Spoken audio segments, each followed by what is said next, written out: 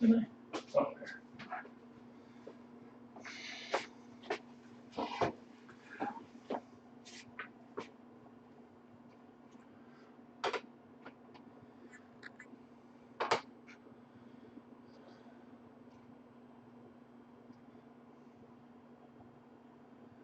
There we go.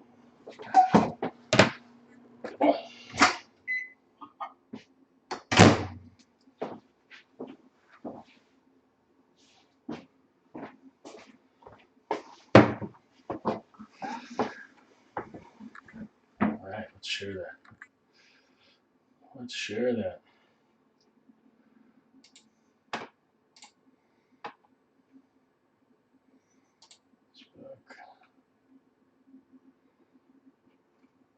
Right.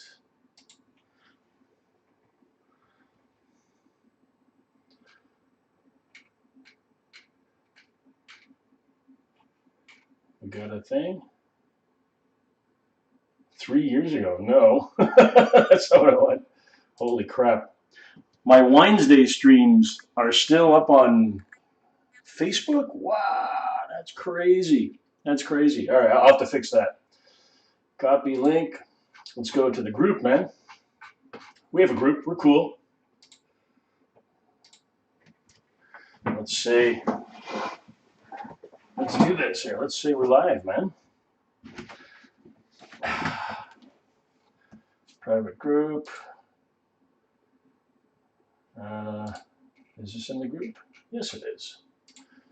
Morning. Gluten-Free Forum is live. Whoops. If I could type, that would be helpful. Forum is live. Love is fine too. Post. There we go. Good morning. Happy Sunday morning. And welcome to Gluten-Free Forum with Impulsive Culinarian. Almost on time. 5 minutes, sort of ish. 5-6 minutes after 11 a.m. But getting there. Practice makes perfect. All right, cool. So we're trying out some new things as we get all settled. Great snowfall this morning here in Montreal. We got ourselves the white Christmas, unless it melts, which I doubt. I don't know if that's going to happen. But it just feels more festive, right? So got my special coffee this morning. No booze, just Christmassy eggnog ingredients in there. So lovely. So we're trying this out with the Instagram sidecar on an iPad that I hopefully can read. And I think we're live everywhere, on Facebook, on YouTube, on Twitter. That's fun. I don't think you can chat on Twitter, but I know that you can join into the conversation on Facebook and YouTube. And on Instagram, if I don't catch you right away, if you're checking it out via Instagram, then I'll be trying my best to monitor the chat there. So welcome to Gluten-Free Forum every Sunday morning at 11 a.m. Eastern. My name is Paul Thibault, the Impulsive Culinarian. And so we started a couple of weeks ago revisiting the community and revisiting all of our great people that we have connected with over the years. So I am a home chef. I'm not a professional chef. I'm a home chef, just like so many of you. And at one point in my life, I was sort of thrust into the world of gluten-free and dairy-free and all of these notions of avoiding certain proteins in your diet. And so that began my journey of learning how to try my best to get the entire family at the table at the same time. And so here we are. This is poised, perfect timing to talk about this because, just before the holidays, Thanksgiving, Christmas, and New Year's, a lot of people going online, going on Google and saying, all right, how do I make gluten-free stuffing? How do I make gluten-free bread? And so the first couple of instances of cooking gluten-free are always a challenge. I remember mine. It was pretty sad. It was really brutal. But then eventually we get into that whole idea of, okay, well, I made something that's not bad, usually because you found a recipe online, and then maybe modified it to suit your own needs, because there are other things that we have started talking about in this forum, in this community. We started talking about, well, listen, I can't have corn flour. What do I do? Oh, okay. I can't have rice flour. Whoa, okay, I don't eat eggs. I'm vegetarian. I am whatever. There are so many different aspects to it's almost like the gluten-free diet, which we get to by necessity because of celiac disease or some other unrelated to celiac, but still related to gluten condition or situation. Then that becomes the gateway to all of these other very real situations. And you guys understand this. We know that through the gluten-free world, we've met all kinds of interesting people who have got to deal with other restrictions, not only gluten, whether by choice or not, but mostly because you have no choice. And so this forum is created specifically to say, you're not alone, welcome to the club, we get it, and we share with one another. And so it's only a couple of weeks that we've been doing this live stream, and it's been so rewarding for me to be able to reconnect with so many people in the community, and I appreciate your DMs that you've been sending, and we're going to look at a couple of things today that are on our new Facebook group. And so talking about that, let's talk about our new Facebook group. Last week we discussed the idea, I sort of posed the question to you guys that were in the chat, saying, hey, what if we were to create a community area that we could sort of share information with one another, ask questions. And I've always maintained, at the beginning of this entire journey, way back in 14, whatever it was, when I started developing gluten-free, dairy-free recipes, I always maintained that I don't want to be the smartest one in the room. I am not the smartest one in the room. Very clearly, I am not the smartest one in the room. However, together we create this group of intelligent comments, intelligent answers, intelligent suggestions. In the first week of the Gluten-Free Forum, a lot of you had suggestions about different gluten-free brands that we should try. And I think that's a really great suggestion, is to say, hey, you might you've been paying $7 for a loaf of Udi bread, but have you tried this one? And all of these different things that we can do to help one another. So one of the things we discussed last week, I brought up the idea of, let's do a group. Let's have a group where we can chat offline. It's not just about this live forum. If you miss it, you're sleeping in, you're cooking right now, you're busy figuring out what you're going to do for Christmas dinner and all of that kind of stuff, and I get it. So if you're not part of the live chat, where can we get information? Well, I asked about two ideas. One, maybe a Discord group, and some of you said, I don't know, Discord, Thibault, it's not my thing, I tried it. The impression I got from you guys was that Discord is not your favorite place to go. And I get that. I totally understand. I use Discord frequently, but I still don't feel like a Discord expert. So rather than go down that route and force you guys to go to a place that is albeit unfamiliar to us, I thought, no, screw it. Let's do Facebook. We all know Facebook. You're probably watching on Facebook now, or even if you're watching on YouTube or Twitter or Instagram, which is basically Facebook Junior, right, or Senior, however you look at it. So we decided, yeah, Facebook, please create a group. And so that's what we're going to talk about. First thing, I want to show that off and let's discuss it a little bit. Let's have some fun looking at our new Facebook group. And so here we are, Impulsive Culinarians Gluten-Free Community Forum on Facebook. So I'm going to put the link to that in the chat. Anyone who's interested in coming and checking that out, join or not, it's entirely up to you. It's completely voluntary, right? And the beauty is that I think anyone can find the group, but in order to benefit from the information within, which is only going to grow, then I believe you need to actually join the group. I'm not an expert at the Facebook settings, but I wanted to make it sort of like not private, but private enough that it's not just, I'm not interested in broadcasting a public group, because sometimes our community is going to share information which is maybe something we don't want to share with just anybody, right? So it's private in that sense that you have to be a member of the group in order to be able to see the content. And that's, I think, important. A little bit of sort of a layer of, sort of, what's the word I'm looking for? Privacy, confidentiality in some sense. And so here we go. We've got our new group. Impulsive Culinarians Gluten-Free Forum is a Facebook group where I invite you all to, that's us, we're live. And so here's some great questions. Susie Bell has been very active in the group, and Sheila Goss, who I know for a long time. Sheila and I are pals that go way back at the very beginning of Impulsive Culinarian. And so this is exactly what it's about. Susie's asking, can brown rice flour and corn flour be substitutes for each other? And both Sheila and I agreed, not really, because starch properties of all of the various flours and starches are a little bit different than many of the gluten-free flours that have less of a glue, to it, more of a like a substance, more of a flour type substance. And so there's all of these little subtleties. People that are new to gluten-free cooking, sort of just figuring it out for the first time, maybe not aware that, oh yeah, okay, well, it's gluten-free, must be able to do one for one. Not the case. Not to say that it's impossible to figure out. Listen, if a guy like me can figure it out, anybody can fucking figure it out. I maintain that 100%. But this is exactly why the forum exists, because Susie's asking a question. What can we do to replace? Well, here's a suggestion.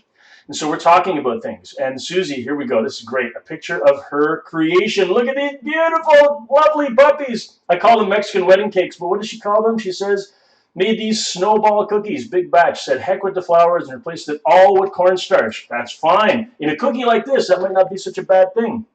However, when you start to get a little bit more savvy and experimenting, you say, okay, well, I'm going to cut that corn flour with a cornstarch rather, with a little bit of either rice flour or anything else, sweet white rice flour, millet flour. There's so many options, so many options. So that's great. Thank you, Susie, for posting this great pic. They look delicious. I would freaking totally get in on that. That's wonderful. Great share. And other things like, Sheila jumping in and asking, and offering advice on certain things, because Sheila's been cooking for a very long time, gluten-free, knows what she's talking about. So an incredible resource for this community. Thank you, Sheila, for being so prominent. And so, yeah, here we go. This is the beginning of it. It's just getting started. We're only just starting to get that community going, talking with one another, sharing information, and just that's what it's all about, having this resource available to us so that we can say, you know what, I have a question, and I don't want to just ask anybody. I want to ask a community. And again, not only am I not the smartest one in the room, but the gluten-free forum that we're creating here is also not the only resource. And I would never pretend to be that. I would never pretend to have the only place where you can go. Another reason why I wanted this to exist is so that we can say, hey, I found a link to this incredible site. I want you guys to check out this recipe. Go and have a look at your own channel. Some of you may be content creators. You have a website of your own, or anything that you want to just promote or talk about. I think we need to be able to share that with one another. And so that's why this whole thing exists. So here we are, poised into the beginnings of what we'll all affectionately refer to as the holiday season. It can be a lot of stress for some people. Some people look at the holiday season as the best time of the year, and others not so much, for various reasons. And so what I want to do is just say, I wish you all of the best. I wish you guys a healthy holiday season wherever you're celebrating. Hopefully you're able to enjoy that time with family. And to be safe. That's the most important thing. So at our place, what we do at Christmas is we always do a gluten-free Christmas. So this year, what's on the menu? Let's talk a little bit about the menu that we're doing. I wrote it down so that I wouldn't forget, and I should have opened it up. So here we go. Our Christmas menu this year. Let's share. Let's talk a little bit about what's going on. Christmas menu this year. At the Impulsive Culinary Household, we're having a tourtière. I made a bunch of tourtières a couple of weeks ago and froze them, as many good French-Canadian families do, and other nationalities as well. I know a lot of people are taking that time ahead of the holidays to make pies of all different types, desserts, cookies, and whatnot. So we made a bunch of tourtières, and those are in the freezer, piping away, just ready to get thawed out and roasted in the oven. A roasted chicken and turkey breast. Hey, Sambo, you want to come and say hi? Gluten-free community. We're doing this. This is my youngest, Sambo. Hi. And she's going to be doing some cooking with me today, actually. And so we're going to have some gluten-free breaded baked cod. That's one of the things that's on the menu. Yeah, exactly. Yeah, Mama loves that one. Gluten-free stuffing. So I have a gluten-free stuffing recipe that I don't mind sharing. I'm going to go and find it because I think it's important that we talk about these things together. Let me just see if I can find it fast. If not, then I'll post it in the group later on. Anybody in the chat? There's people watching, but I think we have some lurkers, and that's fine. That's exactly the flavor for Sunday morning, man. We just, don't necessarily feel like chit-chatting. But I'm going to share with you guys one of my favorite recipes from ImpulsiveCulinarian.com. It's a Thanksgiving / Christmas stuffing recipe. So it's not stuffing in a bird. right? Because you know the difference when you have a stuffing. The reason they call it that is because you put it inside a bird, like a turkey or a chicken. But if it's not a stuffing, then what they call it is a dressing. It's made in a casserole dish. It doesn't have any bird or anything surrounded. I used to think they called it stuffing because it stuffed you up. Well, it does. It does stuff you up. That's the whole point. It's supposed to stuff you up, but it's actually called a dressing. And you know the one that I'm going to make. It's the one with the pears and all that stuff. Yeah. You guys like it? It's pretty good. If I can find it, let's take it, roast it. Oh, come on, Thibaut. Where the hell is your thing? Thanksgiving recipes. Okay, you know what? So I'm not going to waste time with that. I'm going to find it in the chat. You're going to find it in the forum later on. I'll post it into the Facebook group so that we can have it, everyone to click on and have a look at. And I encourage you to make it your own. So it's the kind of dressing that I wanted to make with gluten-free bread. I have a gluten-free bread recipe that obviously is something that I used to use almost exclusively, and then sort of got lazy this year. I bought myself the very expensive Udi loaf of white bread, and I'm going to be using that. But Udi's bread tastes good, right? I don't know what they do. They put something in it that just tastes delicious. Okay, you're awesome, but get out of here. Beat it. Thank you. Love you. Thank you, bye. So I will post a link to my gluten-free stuffing recipe because I think that one of the first things that I realized at Christmas, one of those first fledgling years of cooking gluten-free, was that people just want to eat normal. Right? Does that ring true for anybody? I think that being able to feel like you're not, oh, I'm the gluten-free person or I'm the dairy-free person. And so I prided myself early on in this whole journey of being able to make a feast that no signs on this dish is gluten-free. Everything, I would go to the people eating with restrictive diets and say, don't worry, everything on this table you can eat, promise. If there's a nut allergy or something like that, that kind of information is just extremely important. But rather than have like sort of like a little kiddie table, that sort of feels like relegating people to the table where they have their food that they can eat. Fuck that. I hate that. I wouldn't want to be the recipient of that. I would appreciate it, I think, if I was just really hungry. But I think on a larger scale, there's some other level of, wow, you don't have to worry about just singling me out. I can have, okay, perfect. Just load up and go to the buffet line like fucking everybody and load that stuff in there. That shit is, I think it's important. That was one of the challenges that I needed to overcome. After I learned how to make things, I wanted to go a little bit further and say everything is going to be gluten-free, dairy-free, whatever. And what that does is that it brings this new challenge of making your food taste good enough for gluten people, for anyone who eats or consumes dairy. That's a challenge that I was so excited about. And listen, lots of failures along the way. I'm not going to say that it was always perfect, but lots of successes along the way. And so this stuffing recipe that I'm going to share with you in the gluten-free forum, I think is one of those recipes. It's a pear walnut. It's vegetarian. It's gluten-free, dairy-free. But forget all that for a second. What's the most important thing? It's fucking delicious. And I don't mind saying that. I know it is because I've tested it on many people. I say, wow, what is this? They're not saying, oh, is this a gluten-free recipe? They're saying, what is this? Yes, success. Right? So same thing with other kinds of dishes. That's why I was telling you what we're having, you know, the gluten-free breaded baked cod. So that's just a wonderful option to have, you know. I mean, a lot of people doing the turkey. We're doing the turkey. We're doing the French-Canadian tourtière. We're doing all kinds of stuff. We're doing the cranberry sauce and whatnot. But the stuffing, it's like, here we go. They're going to make the gluten-free and the regular. Nope, not happening. It's just one stuffing. No signs, no labels. Vegetarian gravy, right? That's from scratch, obviously, but mixed with other elements so that you've got vegetarian options. Who doesn't want fucking gravy on their stuffing, on their potatoes? You know what I mean? That stuff's important. So anyway, trying to think this different kind of approach to making your menu be just whatever. Everyone who's coming can eat all of this stuff. That's where the recipe design comes into play and all of these important aspects to our culinary adventures. It's not easy. It's not freaking easy by any stretch. And a lot of people might say, that's a lot. That's too much. You know what? We're going to have our regular stuff and we're going to make the gluten-free variety on the side and so be it. That's totally fine. I can't help but respect that. I think that at least if you're doing something to accommodate people who have no choice but to eat a certain way, that's better than not doing it at all. Or forcing them, worse, to bring their own food. Yeah, we're having Christmas dinner, Thanksgiving dinner. Come on over, but bring whatever that weird stuff that you eat is. I've heard that lots of times. I've heard that lots of times. And so that's okay. That's all right. Some people don't get it because maybe they have other things that they need to worry about. So we can't be spiteful or, negative about that. It's just that's life. That's the way it goes. Some people don't have the time to worry about that. There's other challenges in their life, and you just have to respect that. You can't change everybody. But there's one thing for sure. I know that in my repertoire, and any recipe that you'll find on impulsiveculinarian.com is exactly with that frame of mind.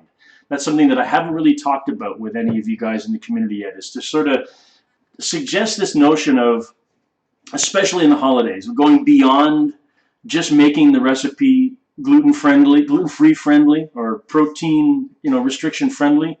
It's like, how do you make the party flow a little bit better? How do you make that family event really sing?